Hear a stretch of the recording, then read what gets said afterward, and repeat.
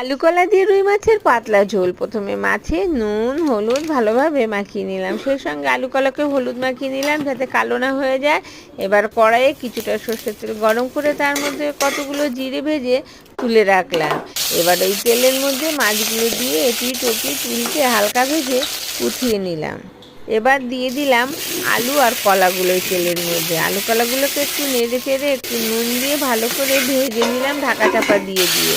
আলু কলা ভাজা হয়ে গেলে ওর মধ্যে এবার প্রয়োজন মতো গরম জল, স্বাদ মতো নুন, কাঁচা লঙ্কার ভেজে রাখা মাছগুলো দিয়ে নেড়ে চেড়ে ঢাকা দিয়ে দিলাম ফোটার জন্য বা আলু কলা সিদ্ধ হওয়ার জন্য। এদিকে জিরেগুলো গুঁড়ো করে নিলাম। আলু কলা সিদ্ধ হয়ে গেলে নামিয়ে নিলাম ফোড়নের জন্য।